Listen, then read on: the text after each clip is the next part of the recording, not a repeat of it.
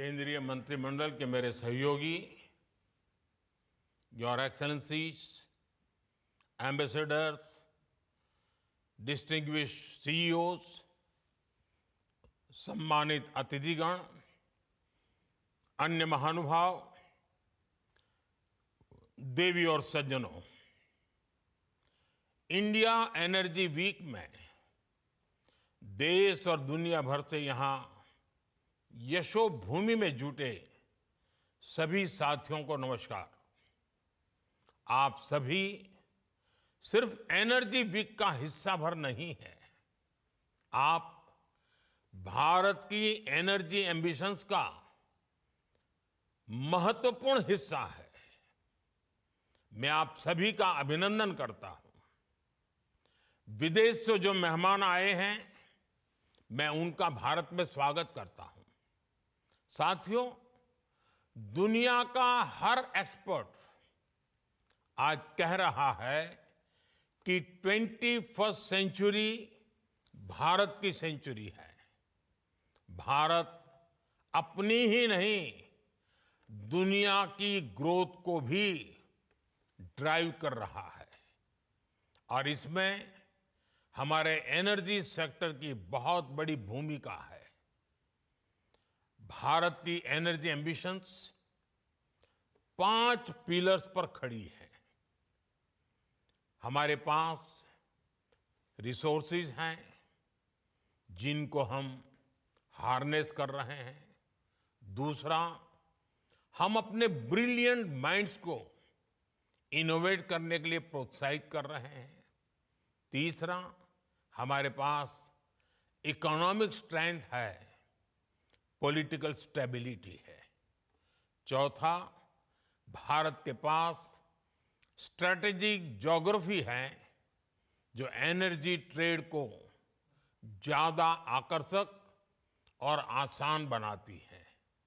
और पांचवा, Bharat global sustainability के लिए कमिटेड है।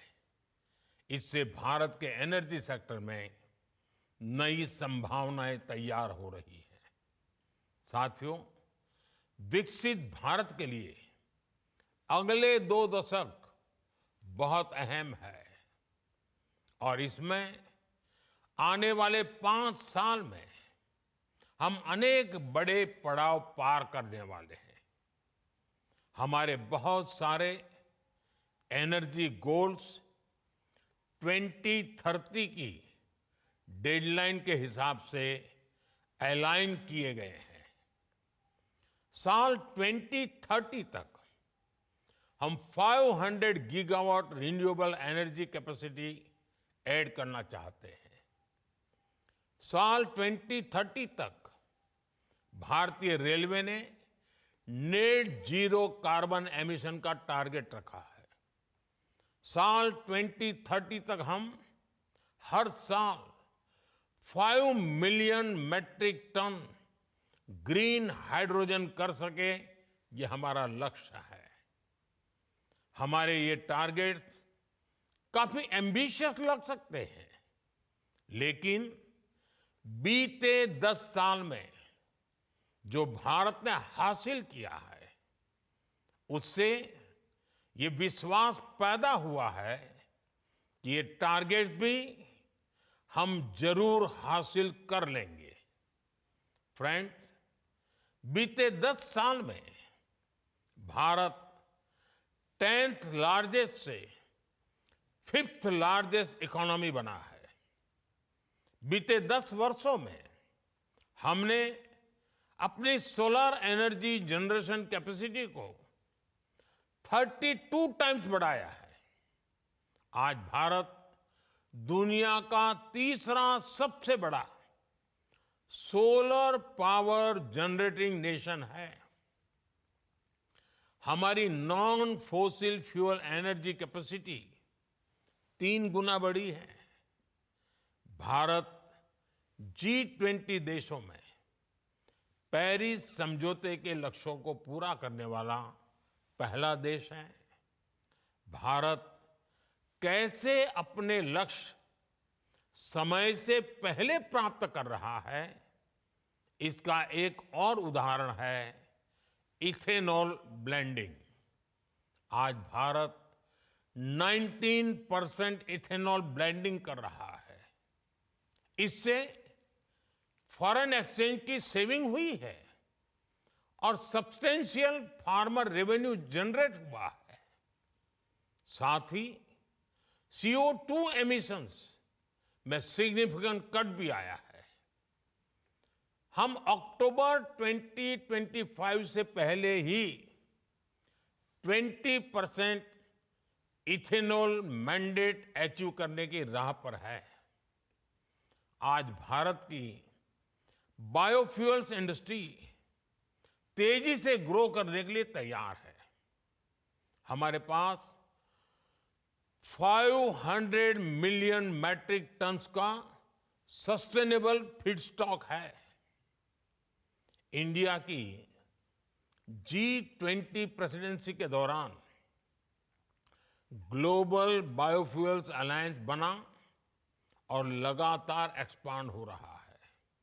इससे 28 नेशंस और 12 इंटरनेशनल ऑर्गेनाइजेशंस जुड़ चुके हैं। ये वेस्ट को वेल्थ में ट्रांसफॉर्म कर रहा है और सेंटर्स ऑफ एक्सीलेंस सेट कर रहा है। साथियों, भारत अपने हाइड्रोकार्बन रिसोर्सेज के पोटेंशियल को पूरी तरह से एक्सप्लोर करने के लिए निरंतर रिफॉर्म्स कर रहा है। बड़ी डिस्कवरीज और गैस इंफ्रास्ट्रक्चर के व्यापक विस्तार के कारण हमारा गैस सेक्टर एक्सपांड कर रहा है।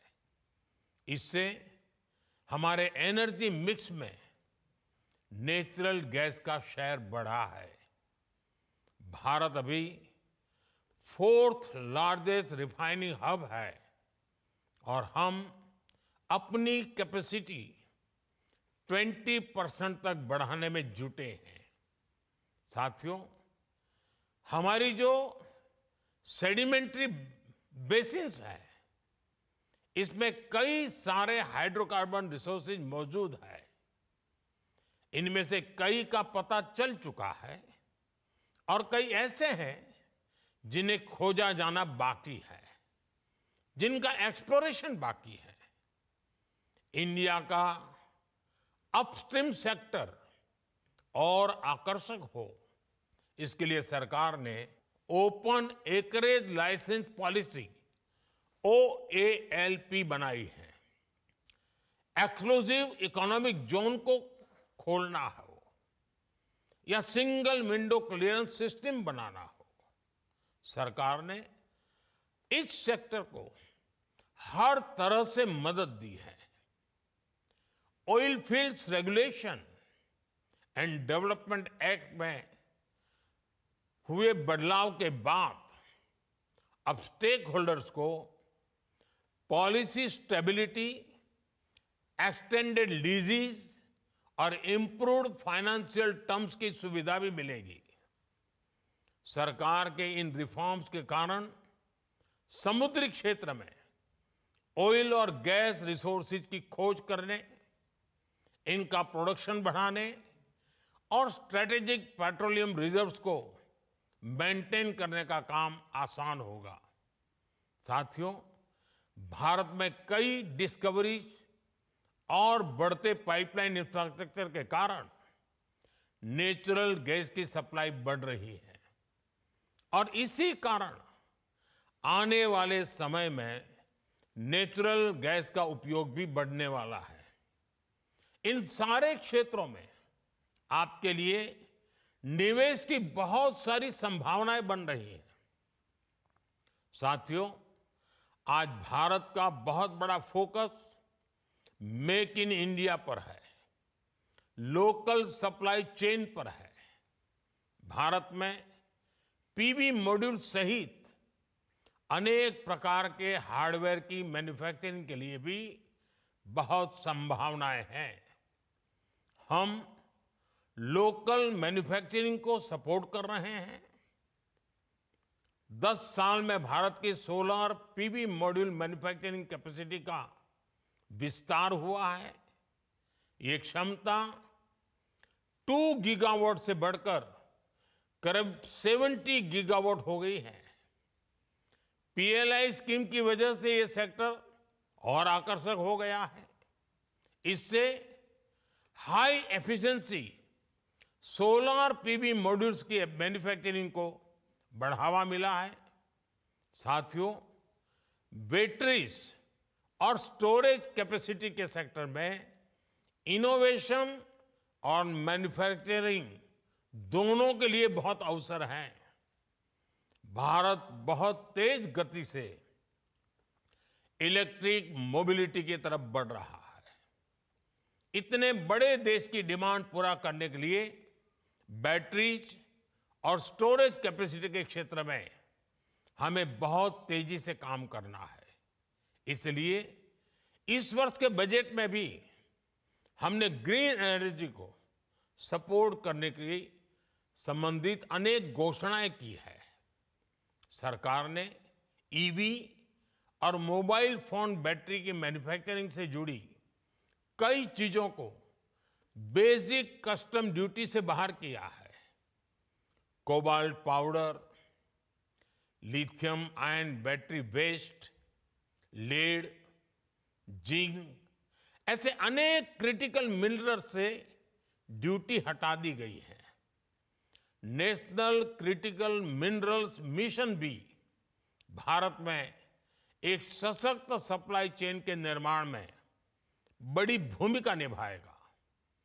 नॉन लिथियम बैटरी इकोसिस्टम को प्रमोट करने की दिशा में भी हम आगे बढ़ रहे हैं। इस वर्ष के बजट में हमने न्यूक्लियर एनर्जी सेक्टर को भी ओपन कर दिया है। एनर्जी में हो रहा हर इन्वेस्टमेंट नौजवानों के लिए नई जॉब्स क्रिएट कर रहा है, ग्रीन जॉब्स के अवसर बना रहा है। साथियों, भारत के एनर्जी सेक्टर को मजबूती देने के लिए हम इसे जनता की पावर से लैस कर रहे हैं। हमने देश के सामान्य परिवारों और किसानों को ऊर्जा दाता बनाया है। बीते साल हमने पीएम सूर्यघर मुफ्त बिजली योजना शुरू की। इस योजना का स्कोप सिर्फ एनर्जी प्रोडक्शन तक ही सीमित नहीं है। इसमें सोलर सेक्टर्स में नई स्किल्स बन रही हैं, नया सर्विस इकोसिस्टम बन रहा है और आपके लिए निवेश की संभावनाएं भी बढ़ रही हैं। साथियों, भारत ऐसे एनर्जी सॉल्यूशंस देने के लिए कमिटेड है जो हमारी ग्रोथ को एनर्जाइज करें और हमारे नेचर को भी एनरिच करें। मुझे विश्वास है इस एनर्जी वीक से भी इस दिशा में कुछ ठोस रास्ते निकलेंगे। मुझे उम्मीद है कि आप सभी भारत में बन रही हर संभावना को एक्सप्लोर करेंगे। आप सभी को बहुत बहुत शुभकामनाएं। धन्यवाद।